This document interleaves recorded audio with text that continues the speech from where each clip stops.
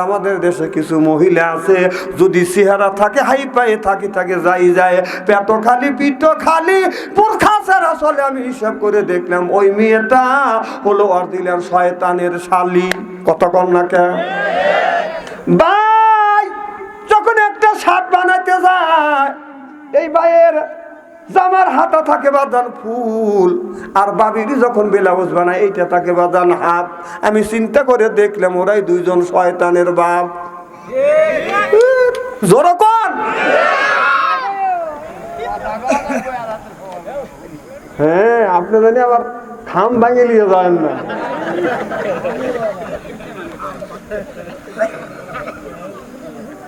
আমার ভাইরা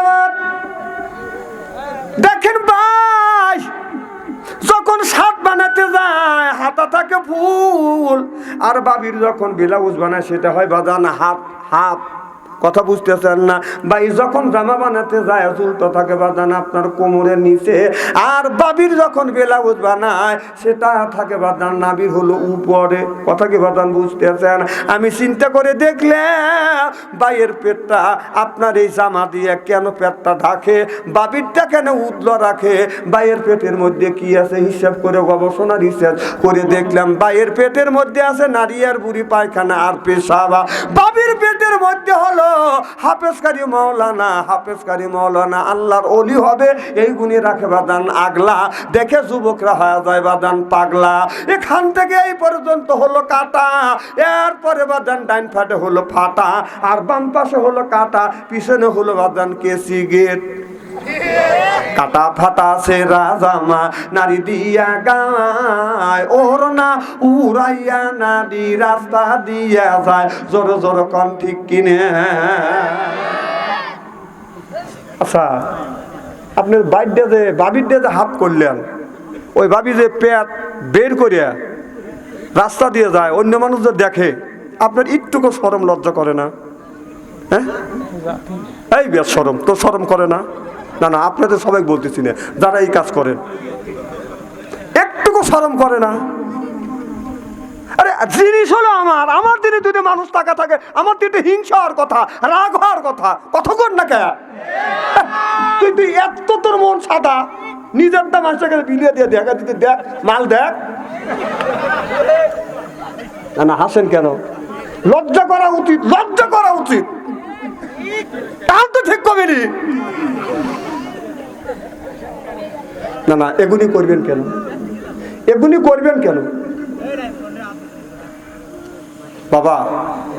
কিয়ামতের ময়দানে আল্লাহর কাছে কিন্তু জবাবদিহিতা করতে হবে যে বাবির জন্য যখন আপনার শার্ট বানাতে গেলেন সেটা ফুল রাখলেন হাতা, জুল রাখলেন নিচ পর্যন্ত, আর বাবিরটা আপনি হাত বানালেন, এর জন্য আল্লাহর কাছে আপনার জবাবদিহিতা করতে হবে।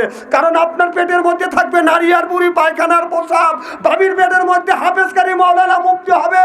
সেইগুলি আপনি আগলা কেনে, কোন বিবেকে রাখলেন? আপনি ভাত খান না কি খান? আপনাকে মানুষ বলে না, আপনাকে জানোয়ার বলা যায়। জানোয়ারও বলা যায় না, কুত্তা বলেও অসুবিধে নাই, কিন্তু কথা আমি বলিনি, বলছে কে? জোরকন আল্লাহ। কুত্তা বলেছেন ফামা সালাহু কামা সালাল কাল। কথা বলেছে কে? কাল মানে কুত্তা। আপনি কুত্তার চাইতে নি কিছু। ওই দিন বড় বড় চোখ করে টাকা রয়েছে। কথা কি আমি বলছি? বলছে কে? তো দোষ কার? হ্যাঁ, হ্যাঁ, কি তো দোষ দিবেন? দোষ দিলে ডাক দিবেন, আমাকে নরম বান্তা নিয়ে। আল্লাহ আপনাকে কুত্তা বলছে, আপনি মানুষ না, আপনার জানোয়ার। আপনার জানোয়ার না, আপনি কুত্তা।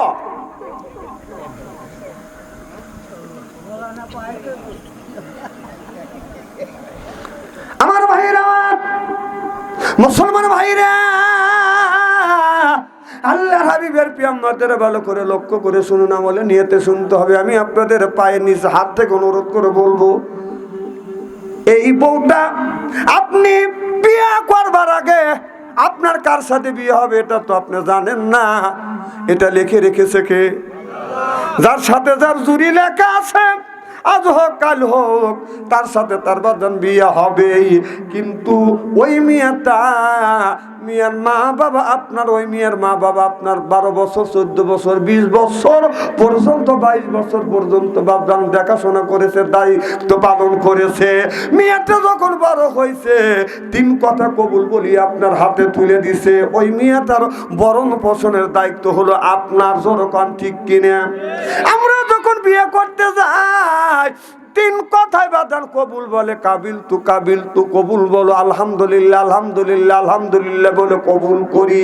কিন্তু বাদান ওই দিন বলে না আপনার মেয়ে এই বউটাকে মেয়েটাকে পর্দায় রাখা লাগবে, এরপরে রোগ হলে বাদান চিকিৎসা দেওয়া লাগবে, এরপরে সুনু দেওয়া লাগবে, পাউডার দেওয়া, এ কথা কিন্তু বাদান বলা হয় না।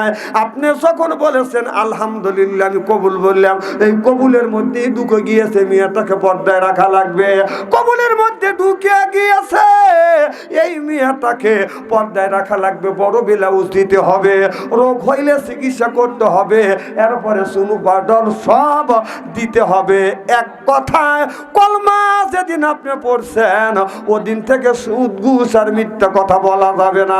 এ কথা কার? আল্লাহ বললেন কুলু মিন তাইয়্যিবাতুন মা রাযাকনাকুম, আগে হালাল খাও, ইবাদত করো, এই ইবাদত আল্লাহর দরবারে কবুল হবে। আপনি যদি হারাম খাইয়া যদি জীবন ভরা যদি ইবাদত, এই ছেলে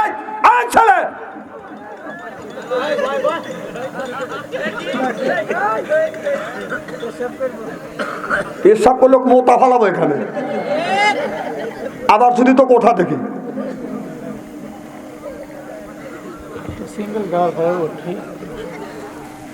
আমুক যাবে তো বলি অত বাম দিও না, একটু পরেই তুমি চলে যাবে না। লা ইলাহা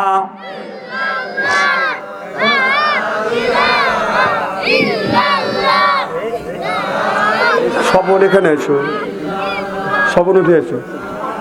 হ্যাঁ আরো আসছে কোন? লা ইলাহা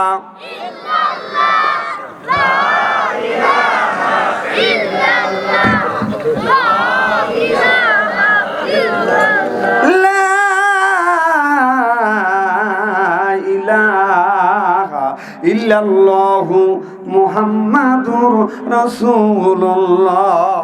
সকলে পড়ুন সাল্লাল্লাহু আলাইহি ওয়াসাল্লাম। আমার ভাইরা আমার, ভালো করে লক্ষ্য করে শুনুন, আমলে নিয়তে প্রথম শুনতে হবে। আল্লাহ বললেন ইয়া আইয়ুহাল্লাযিনা আমানু, হে ঈমানের বিশ্বাসীরা, কু আনফুসিকুম আহলিকুম নারা, নিজে বাঁচো, তোমার আহেল পরিবারকে বাঁচাও। আজকে নিজেও বাঁচলাম না, আহেল পরিবারকে বাঁচাতে পারলাম না। সিয়েরা তো আমার সাথে ওরই ভালো, এনে টাকা টাকা দেখতেছেন।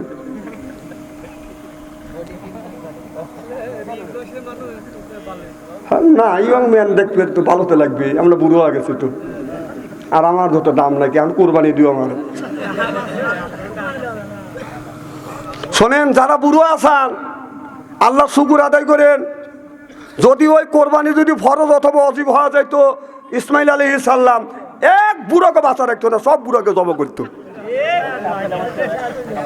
একটা লোকের যদি 5টা ছেলে থাকতো, ওই বাপ বলতো যে বড় ছেলেকে এই বছর, ছেলে ছোট ছেলেকে তার পরের বছর, মেজো ছেলেকে তার পরের বছর। ওরা 4 ভাই 5 ভাই মিলে চুক্তি করতো যে প্রত্যেক বছর এক ভাইকে এক ভাই কোরবানি করে বেবাকে শেষ করে দিত। 5 ভাই 4 ভাই চুক্তি করে বুড়ো বুড়িকে 1 বছরে জোড়া কোরবানি করতো। বাঁচে গেছাও, আবার নামাজ পড়ো না, তাই না আবার বিড়ি টানো, আল্লাহ বাসা। তাহলে নামাজ পড়ার দরকার আছে না নাই?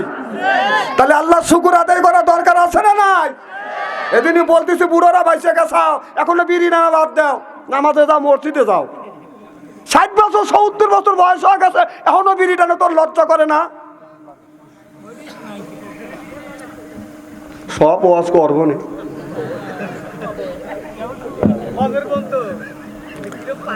আমার ভাইরা আমার, ইয়া আইয়ুহাল্লাযিনা আমানু, ওহে যারা ঈমানের বিশ্বাসী, কু আনফুসিকুম আহলিকুম নারা, নিজে বাঁচো, তোমার আহলি পরিবারকে বাঁচাও। কথা কার?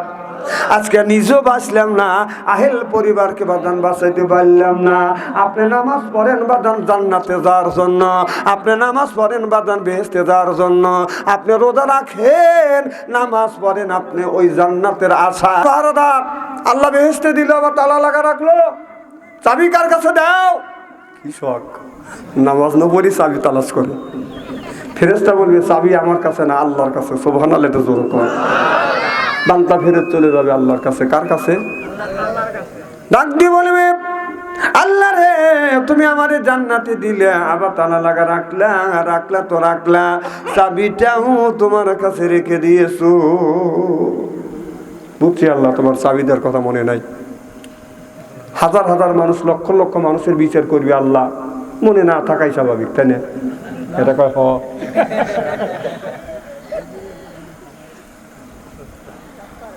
বলবে, আল্লাহ লক্ষ লক্ষ কোটি কোটি মানুষের তুমি বিচার করতে চাও, আর আমাকে চাবি দিবে, এই কথা তোমার মনে নাই কি?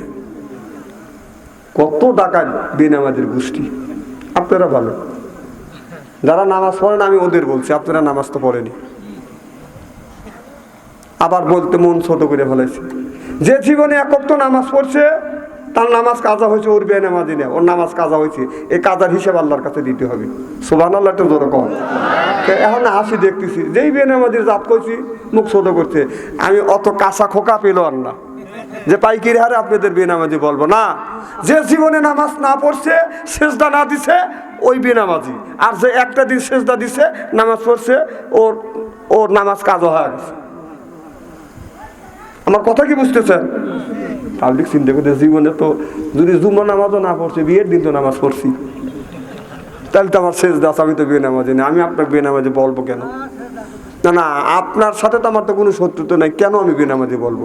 নামাজ পড়েন নাই, আপনি পড়েন নাই, হিসেবে আপনি দিবেন। আমার ভাইরা, আমার মুসলমান ভাইরা, আল্লাহর হাবিবের পিয়াম্মাতের ভালো করে লক্ষ্য করে শুনুন, আমলে নিয়তে বাদাম শুনতে হবে।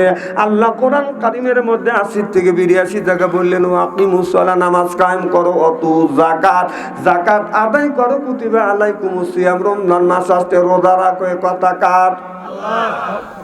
আমার ভাইরা, আল্লাহ বলে, ইন্নাল্লাযিনা আমানু, ইন্না মানে নিশ্চয়ই, আল্লাযিনা যারা ঈমান আনবে ওই আল্লাহর উপরে, ও আমিলুস সলিহাত, আর যারা নেক কাজ করবে, নেক কাজের মধ্যে নামাজ আছে, রোজা আছে, হজ আছে, যাকাত আছে, কুরবানি আছে, ভালো ভালো কাজ, নেক কাজের মধ্যে ধোঁকা দিছে কে? যারা নামাজ পড়বে ওরা যখন জান্নাতে যাবে, 70,000 হুর আসবে, রিসিপশন করে বাদান জান্নাতে নিয়ে যাবে। হুরটা যখন আসবে, হুরের দিকে যখন তাকাইবে, এক নজর চা থাকবে বাদান, 70,000 বছর চলে যাবে, চোখের পলক ফেলবে না, এত সুন্দর বাদান চেহারা।